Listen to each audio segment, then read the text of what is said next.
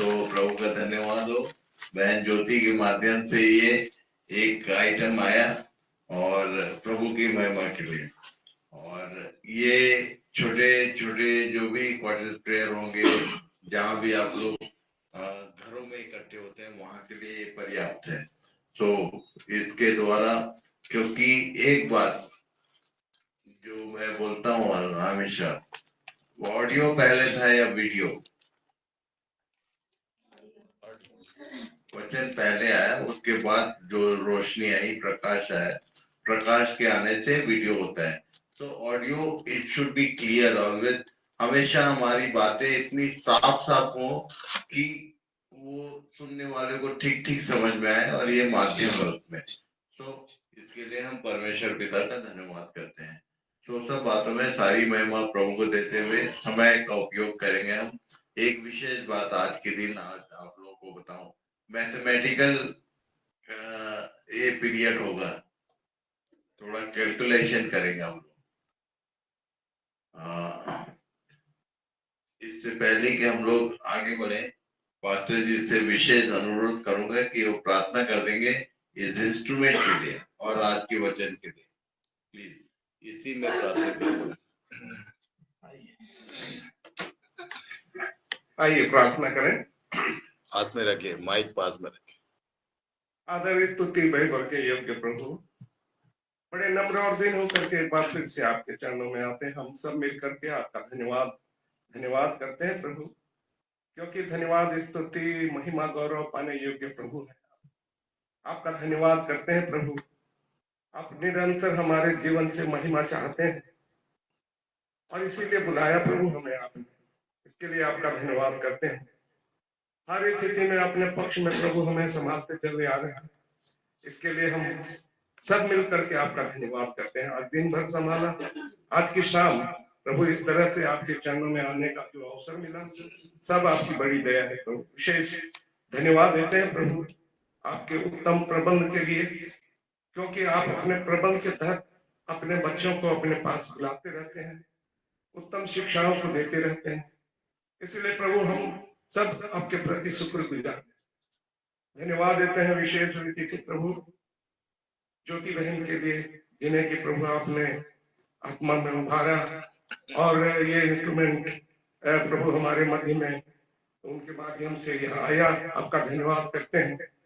इसका उपयोग आपकी महिमा के लिए ही हो, यही अनुग्रह और दया को चाहते हैं। इसके सारे कल पुर्जों पर प्रभु आपके आप नियंत्रण हो, आत्मा का नियंत्रण हो, और इसके द्वारा से जो भी कार्यक्रम हम करते हैं प्रभु आपकी महिमा हो सके, तो ऐसी करुणा और दया करें। आज के वचन के लिए प्रभु आपकी ओर दृष्टि उठाते हैं, आपके दास को आपके महिमामय हाथों में समर्पित करते हैं प्रभु। आपके आत्मा के द्वारा से जो भी परोसा जा रहा है, हम सब के लिए आशीष का कारण बने, ऐसी अनुग्रह और दया करें। सब बातों के लिए हम आपकी ओर दृष्टि उठाते हैं। अपने जीवन दे आत्मा प्राण को, विशेष करके अपने मन को, हृदय को प्रभु आपके आत्मा के नियंत्रण में समर्पित कर देते हैं। हर प्रकार के व्यवधान यीशु के नाम से खंडित करते हैं। आप दया अनुग्रह करें। आज जो भी प्रभु अपने भंडार से आप हमें परोसना चाहते हैं, हम सब तृप्त होने पाए, सो ऐसी करना आपका धन्यवाद करते हैं। आपकी उपस्थिति के लिए आपकी तारीफ बड़ाई प्रशंसा करते हुए दुआ उद्धारकर्ता प्रभु यीशु मसीह के जीवित पवित्र नाम में मांगते हैं, आमीन।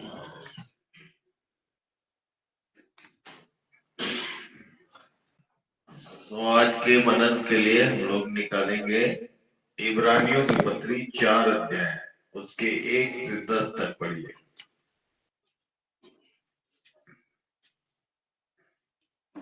इब्रानियों की पत्री 4 अध्याय, उसके 1 से 10 तक। इसलिए जबकि उसके विश्राम में प्रवेश करने की प्रतिज्ञा अब तक है, तो हमें डरना चाहिए।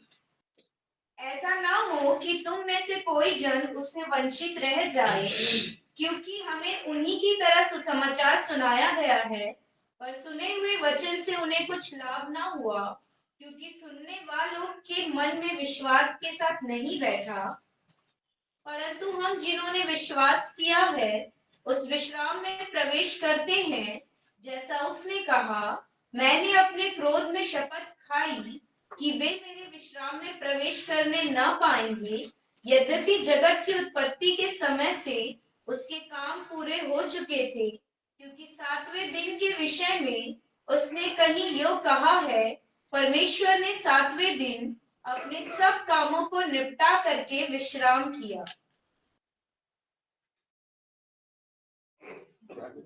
और इस जगह फिर यह कहता है, वे मेरे विश्राम में प्रवेश न करने पाएंगे।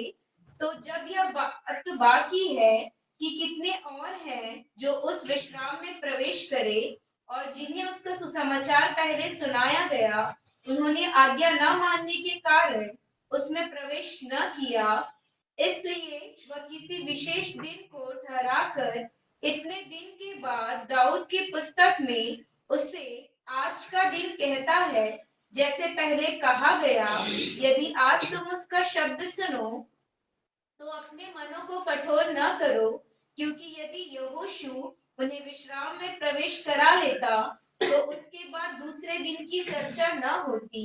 अतः जान लो कि परमेश्वर के लोगों के लिए शब्द का विश्राम बाकी है, क्योंकि जिसने उसके विश्राम में प्रवेश किया है, उसने भी परमेश्वर के समान अपने कामों को पूरा करके विश्राम किया है।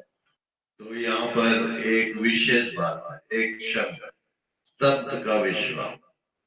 विश्राम विश्राम बोलते हुए फाइनली उसने कंक्लूड किया कि सबके विश्राम के विषय में बात हो रही। सबका विश्राम का मतलब क्या है?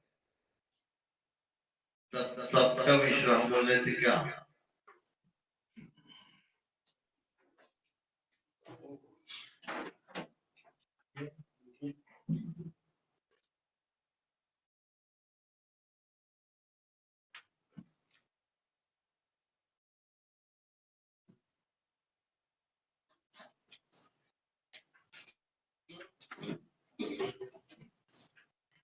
परमेश्वर के लोगों के लिए यहाँ लिखा है कि सबका विश्राम बाकी है, मतलब आए ही नहीं। सबका विश्राम बोलने से क्या? सब शब्द का मतलब हम लोग सब जानते हैं क्या? 7वां दिन परमेश्वर ने 6 दिन काम किया और अपने कामों को निपटा कर 7वें दिन विश्राम का नाम दिया, विश्राम किया। और उसी की बात यहाँ हो रही कि एक बार फिर से 9 और 10 पढ़िए। अतः जान लो कि परमेश्वर के ये बोल रहा है कि जान लो। अभी के लोगों को ये कर रहा है कि एड्रेस कर रहा है कि तुम जान लो, इस बात को जान लो कि परमेश्वर के लोगों के लिए शब्द का विश्राम बाकी परमेश्वर के लोगों के लिए 7वां दिन बाकी है। आगे, क्योंकि जिसने उसके विश्राम में प्रवेश किया है, उसने भी परमेश्वर के समान अपने कामों को पूरा करके विश्राम किया। अपने कामों को पूरा किए बिना विश्राम में प्रवेश नहीं है। इसलिए इस बात को हम लोग आज ध्यान करेंगे बहुत गंभीरता के साथ कि जिसको जिसको जो काम मिला है, आप क्या सोचते हैं आपका काम क्या है? क्योंकि हमारे पौलुस ने एक लाइन लिखा है फिलिप्पियों 2 का 9 और 10, क्या लिखा है उसने हमको? इसलिए जगत की उत्पत्ति से सृष्टि क्या लिखा है?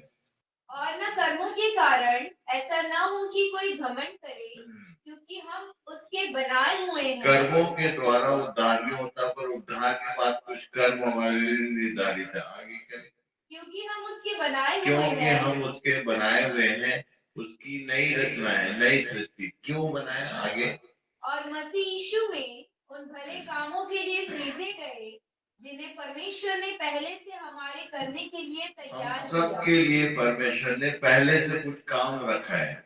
हम सृजे गए इसलिए कि उन कामों को पूरा करें, और यदि वो काम हमारे पूरे नहीं होते हैं तो विश्राम में प्रवेश नहीं। ये विश्राम किसको बोलता है?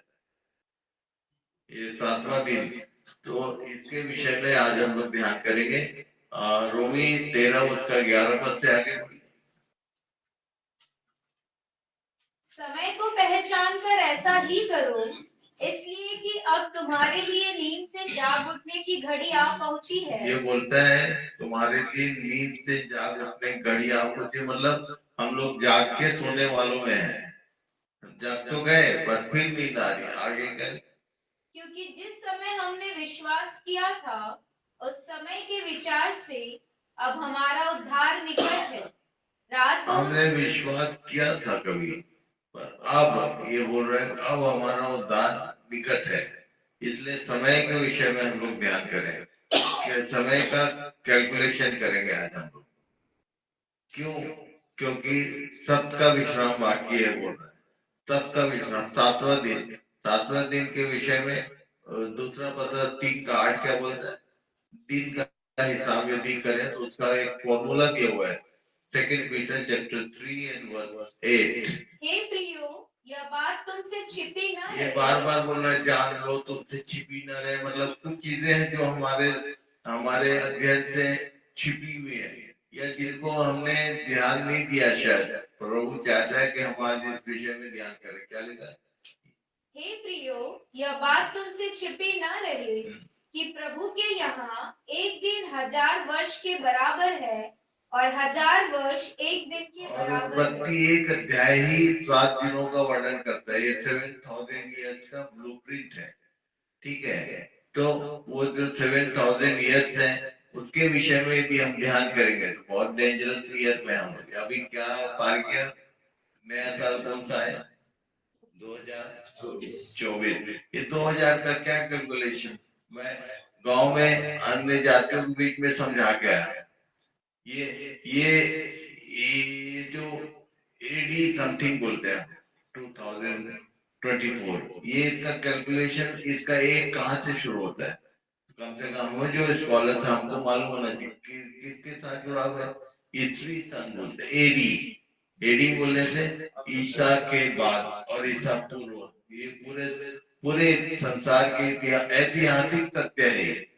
ये यीशु नाम जो है ऐतिहासिक, जिसके भी जीवन में डेट ऑफ बर्थ है, आप किसी को भी पूछ लो रोक के, ये आपका डेट ऑफ बर्थ क्या है, do you know about this date, आप बता सकते हो उसको कि यीशु नाम आपके नाम के साथ जुड़ा पड़ा है, आप उसको हटा ही नहीं सकते। ईसा के बाद इतने साल बाद आपका जन्म हुआ, ये जुड़ा हुआ है हमारे साथ। तो ये जो कैलकुलेशन है कहाँ से आ रहा है? ये जो 6 दिन का हिसाब है उसी का है। आदम से लेके इब्राहिम तक आप नोट कर लो इसको, बाद में कैलकुलेट।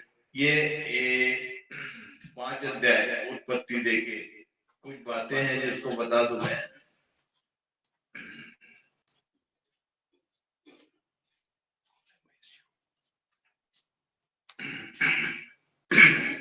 पांच अध्याय उत्पत्ति, उसके एक पद से पढ़ी।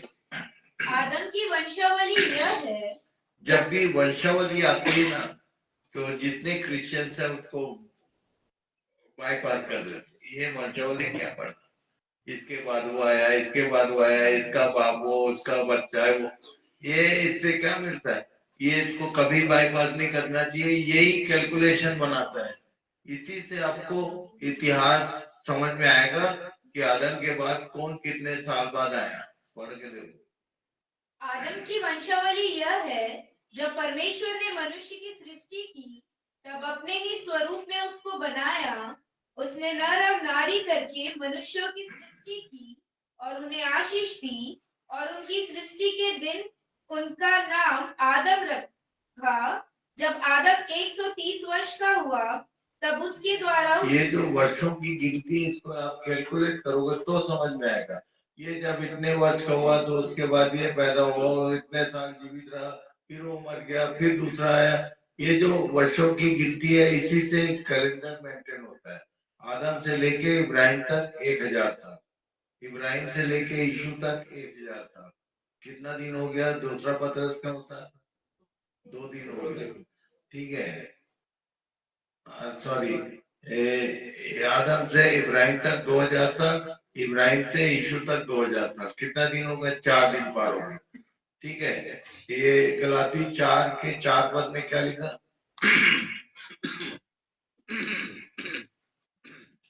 परंतु जब समय पूरा हुआ तो परमेश्वर ने अपने पुत्र को भेजा। जब बाइबल में समय शब्द आता है तो रुक के कैलकुलेट करो। समय बोलने से हमको समझ में आना चाहिए। और दाऊद ने लिख दिया भजन संहिता 90 के 12 में, हमको दिन गिनने की समझ दे कि हम बुद्धिमान हो जाए, ठीक है। हम आज दिनों को काउंट करेंगे, आदम से लेके अब तक क्या, ठीक है। तो ये 4 दिन तो हो गया।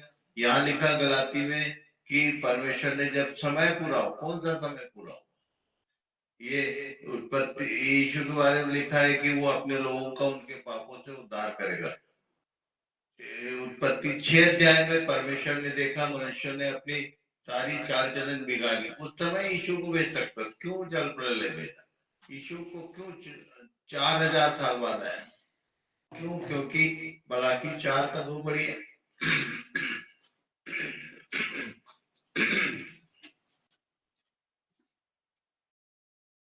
मलाकी 4 का 2। परंतु तुम्हारे लिए जो मेरे नाम का भय मानते हो, धर्म का सूर्य उदय होगा। इसने बोला था धर्म का सूर्य उदय होगा। आपको मालूम उत्पत्ति जो ब्लूप्रिंट बोल रहा था उसमें सूर्य कब बनाएगा? चौथे दिन। समय परमेश्वर ने पहले ही बताया, उसने अपने दिन में हिसाब रख दिया कि चौथे दिन सूर्य बनाएगा, उसके बाद चांद फिर तारे, ठीक है। तो चौथे दिन बोलने से 4000 साल बाद यीशु इस दुनिया में आया, ठीक है। पौलुस बोल रहा था क्या, दिन बहुत बीत क्या, रात बहुत बीत गई, दिन निकलने वाले का मतलब फिर से वो धर्म का सूर्य आने वाला है। हम लोग सब उसकी बात करते हैं, यीशु आने वाला। कौन आने वाला? धर्म का सूर्य फिर से उदय होगा, ठीक है। तो इन बातों को ठीक ठीक अपने अंदर बैठाओ और अपना काम करो। क्यों मालूम है? क्योंकि 7वां दिन की कौन सा है? विश्राम का सबत, 7वां 1000 साल। इसके बारे में क्या लिखा? प्रकाशित वाक्य 20 अध्याय 1 पद से पढ़। फिर मैंने एक स्वर्गदूत को स्वर्ग से उतरते देखा, जिसके हाथ में अथाह कुंड की कुंजी और एक बड़ी जंजीर थी। उसने उस अजगर अर्थात पुराने सांप को, जो इब्लीस और शैतान है, पकड़ के 1000 वर्ष के लिए बांध दिया और उसे अथाह कुंड में डालकर बंद कर दिया और उस पर मुहर लगा दी कि वह 1000 वर्ष के पूरे होने तक जाति जाति के लोगों को फिर न भरमाए। इसके बाद अवश्य है कि वह थोड़ी देर के लिए फिर खोला जाए। फिर मैंने सिंहासन देखे और उन पर लोग बैठ गए और उनको न्याय करने का अधिकार दिया गया। मैंने उनकी आत्माओं को भी देखा, जिनके सिर यीशु की गवाही देने और परमेश्वर के वचन के कारण काटे गए थे, और जिन्होंने न उस पशु की और न उसकी मूर्ति की पूजा की थी और न उसकी छाप अपने माथे और हाथों पर ली थी, वे जीवित होकर मसीह के साथ 1000 वर्ष तक राज्य करते रहे। इसको बोलते हैं 1000 वर्षीय राज्य, मसीह का मिलेनियम ईयर। इसी में प्रवेश की बात बोल रहा था वो, कि जिन्होंने अपना काम पूरा नहीं किया वो विश्राम में प्रवेश करने नहीं पाएंगे, ठीक है। तो जिनका काम यहाँ पर अधूरा रह जाएगा वो, अच्छा ये क्या लिखा है? इसके पहले का 1000 वर्षीय राज्य शुरू हो, क्या किया जाएगा? जब तक ये 1000 वर्ष बस बात की बात नहीं, कैसे शुरू हो गए? सबसे पहले इब्लीस को 1000 वर्ष के लिए बांध दिया जाएगा, मतलब शैतान रही दुनिया। कभी इमेजिन कर सकते हो?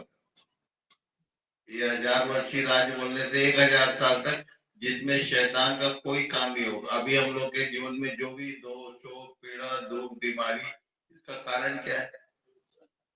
शैतान नहीं रहेगा।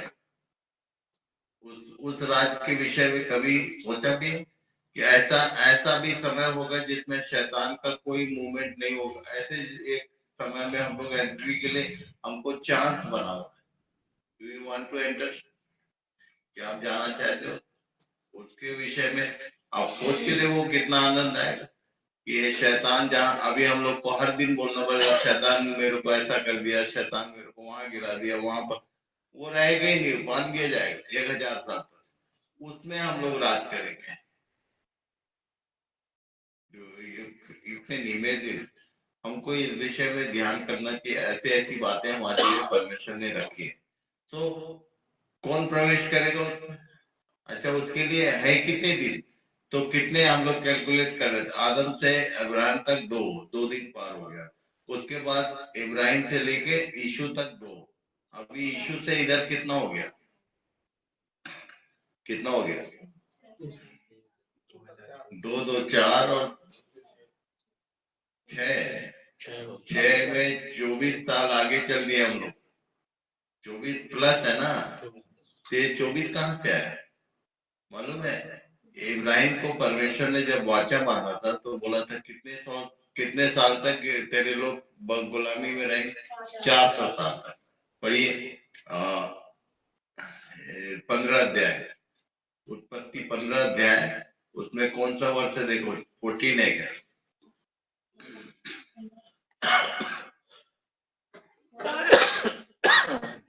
तब यहोवा ने अब्राहम से कहा, यह निश्चय जान कि तेरे वंश पराए देश में परदेशी होकर रहेंगे और उस देश के लोगों के दास हो जाएंगे और वे उनको 400 वर्ष तक दुख देंगे। 400 साल तक गुलामी में रहेंगे, ये बोला था। ओके, कौन सी गुलामी थी? मिस्र की गुलामी में गए लोग, ठीक है। अब मिस्र से ये लोग जब निकले तो कितने साल हो गए, पढ़ो निर्गमन 12 का 40 पढ़िए। मिस्र में बसे हुए इजरायलियों को 430 वर्ष बीत गए थे। कितने हो गए? ये 400 में 30 क्यों प्लस हो? ये काय का हिसाब है? 400 साल बोला था परमेश्वर ने, ये 30 प्लस क्यों हो गया? उसका कारण बताऊं? पहला कुरिन्थी 10 का 11 पढ़िए।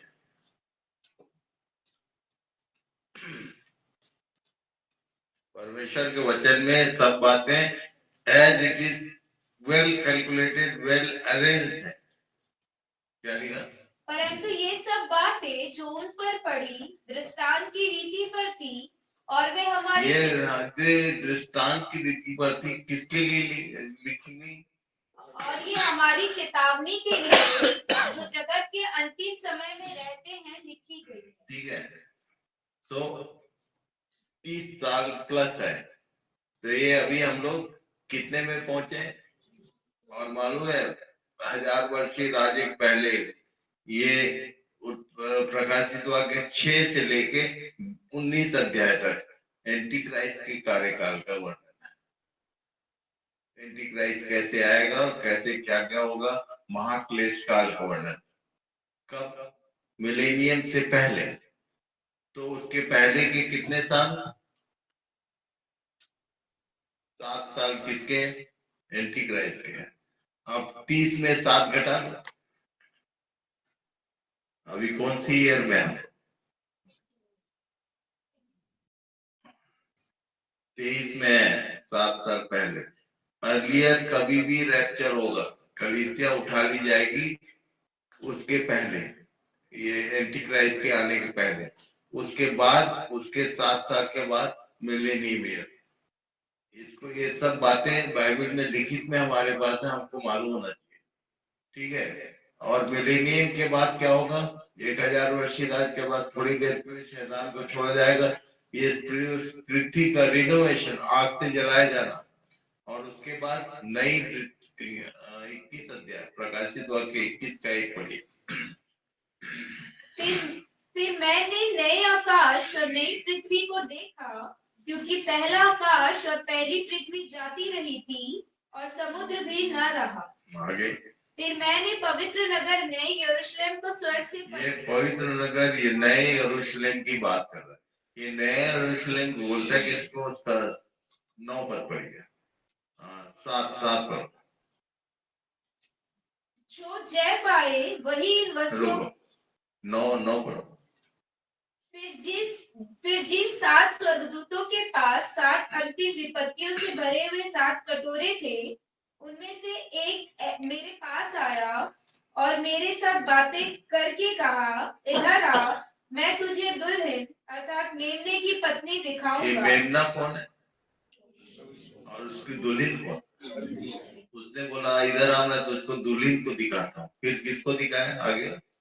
तब वह मुझे आत्मा में एक बड़े और ऊंचे पहाड़ पर ले गया और पवित्र नगर यरूशलेम को स्वर्ग से परमेश्वर के पास से उतरते दिखाया। ये पवित्र नगर यरूशलेम को दुल्हन को दिखाऊंगा करके किसको दिखाया? पवित्र नगर। ये नगर यरूशलेम क्या है? कलीसिया। ये कहाँ से आ रही है? क्यों?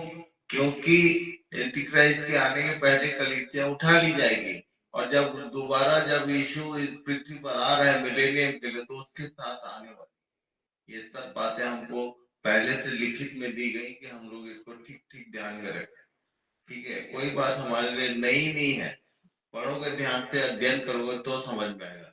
तो मुख्य बात यह है कि समय को पहचान कर, क्या पढ़ रहे थे रोमी 13 का 11 एक बार फिर से पढ़ो। समय को पहचानने का मतलब अर्लियर रैप्चर इज नियरेस्ट।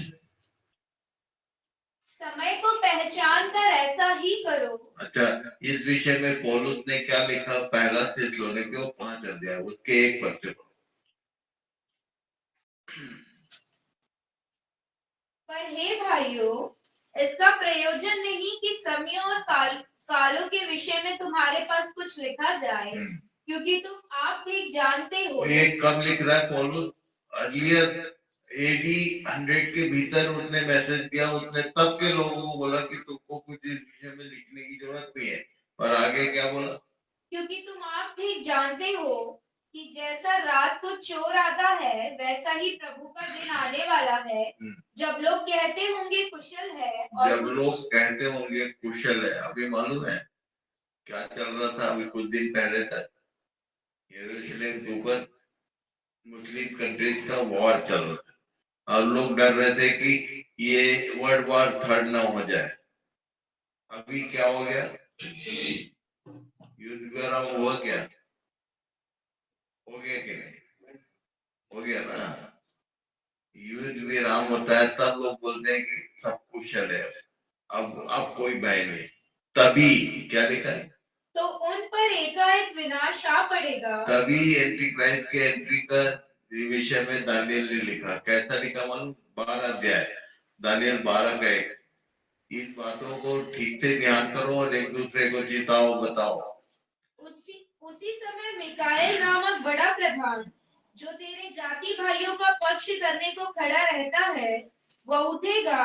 तब ऐसे संकट का समय होगा जैसा किसी जाति मतलब अभी जो जितने वॉर हुए यूक्रेन का और यरूशलेम का, और जो जो ये वो समय नहीं आया जो आने वाला। क्या लिखा?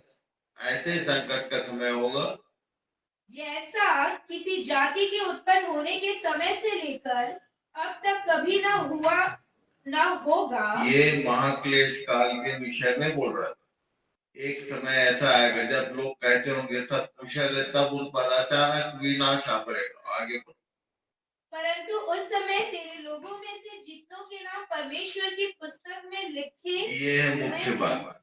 जितनों के नाम परमेश्वर की पुस्तक में लिखे हुए हैं वे बच निकलेंगे। वो बच निकलेंगे। This is called rapture. जब इस पृथ्वी पर विनाश आएगा तो परमेश्वर अपने लोगों को वहां से निकाल लेगा। जो परमेश्वर के जिनके नाम उसके किताब में लिखे उनको टेंशन नहीं होना चाहिए। किसका? क्लेश काल का। नहीं तो कई लोग प्रकाशित को डर के मारे पढ़ते नहीं है। अरे बाप रे, ये सब होने वाला। किन लोग डरते हैं? जिनको उसमें प्रवेश करना है। हमको तो उसमें जाना ही नहीं है। I am confirm. आप अपने बारे में देखो, क्योंकि ये परमेश्वर की पुस्तक के नाम के विषय में क्या बोला मूसा को? मूसा बोल रहा था एक बार कि मेरा नाम काट दे। क्या बोला? जिसने मेरे विरुद्ध पाप किया उसका नाम मैं मतलब लिखता भी है नाम वो, और नाम काटता भी है वो। कैसे? तुमने दोबारा, इसलिए यीशु ने बार बार हर बार एक लाइन बोला जब भी किसी को क्षमा किया। क्या बोला? जा तेरे पाप क्षमा हुए। उसके बाद क्या बोला? फिर पाप मत करना। पाप का रिपीटेशन यदि तुम्हारे जीवन में है तो तुम फंसने वाले हो। तुम्हारा नाम कट चुका, इसको याद रखना। ये लूका 10 का 17 पढ़िए। चेलों को यीशु ने चिताया था। वे 70 आनंद करते हुए लौटे और कहने लगे, हे प्रभु, तेरे नाम से दुष्ट आत्मा भी हमारे वश में है। ये बोल रहे, बता रहे थे कि तेरे नाम से बड़े बड़े काम हो रहे हैं, चमत्कार हो रहे हैं। यीशु ने क्या बोला? उसने उनसे कहा, मैं शैतान को बिजली के समान स्वर्ग से गिरा हुआ देख रहा था। देखो, मैंने तुम्हें सांपों और बिच्छुओं को रौंदने का और शत्रु की सारी सामर्थ पर अधिकार दिया है। ये सारा अधिकार तो मैंने दिया तुमको, इससे खुश मत हो। बोला आगे। और किसी वस्तु से तुम्हें कुछ हानि न होगी, तो भी इससे आनंदित मत हो इससे मत आनंदित हो कि ऐसा ऐसा काम हो रहा है। किससे आनंदित हो? कि आत्मा तुम्हारे वश में है, परंतु इससे आनंदित हो कि तुम्हारे नाम स्वर्ग पर लिखे हुए हैं। Still your name is there. इस विषय में कंफर्म रखो। यदि तुमने पाप किया तो बोलते, पहले बोला उसने, जो प्राणी मेरे विरुद्ध पाप करेगा उसका नाम मैं काट दूंगा। तो लिखा होगा कभी नाम, कट तो नहीं गया। इसको ध्यान रखो। पाप किया मतलब कटा, क्योंकि परमेश्वर बोल के बदलता नहीं है। उसने मूसा से कहा तो ये सारी बातें हमारे लिए भी है। तो इन विषयों में सावधानी से अपने आप को अपने अपने विषय में ध्यान रखें और दूसरों को भी चिताएं। देखो भाई, पाप का कंटिन्यूशन होना, एक से एक बात बोलते हैं विश्वासी लोग, मुझसे भूल हो गया। भूल नहीं होता है, पाप पाप होता है। मुझसे गलती हो गई, गलती नहीं होता भाई, पाप पाप होता है। मन के विचारों में कोई चीज उत्पन्न हो गया, तुमको किसी को बहुत जोर से गाली देने का मन हो रहा है, पर अब गाली तो हम देते नहीं है, निकला नहीं, पर अंदर तो था। ये इसको बोलते हैं पाप। मन के भीतर उत्पन्न हो गया, क्रोध किया, लालच आया, जो भी अंदर उत्पन्न हो गया, इट इज कॉल्ड sin। ठीक है, तो प्रभु सहायता करे सबकी कि हमारा नाम उस किताब में हो, समय को पहचान कर। फिर से बोलो, रोमी 13:11। समय को पहचान कर ऐसा ही करो, इसलिए कि अब तुम्हारे लिए नींद से जाग उठने की घड़ी आ पहुंची है। क्योंकि जिस समय हमने विश्वास किया था, उस समय के विचार से अब हमारा उद्धार निकट है। रात बहुत बीत गई है और दिन निकलने पर है। इसलिए हम अंधकार के कामों को त्याग कर ज्योति के हथियार बांध ये ले। अंधकार के काम किसको बोलते हैं? खासकर जवान लोग समझा देता हूँ। क्या मालूम? ऐसा काम जिसको तुमको किसी से छिपाने की जरूरत पड़े, उसको बोलते हैं अंधकार का। समझे? ऐसा कोई काम मत करो जिसको तुमको छिपाने की कोशिश करनी पड़ जाए। बड़े छोटे सब लोग ध्यान रखना, कोई ऐसा काम ना हो हमारे जीवन में जो दिन के संतान का मतलब ये होता है कि तुम्हारे सारे काम खुले, सबके सामने बेपर्दा प्रकट होना, ट्रांसपेरेंट लाइफ होना। ऐसा नहीं कि अंदर कुछ और बाहर कुछ। प्रभु सहायता करे सबकी इस विषय में। प्रभु नींद से जगाना चाहता है, तो इन बातों में प्रभु सबकी सहायता करे। Thank you very much.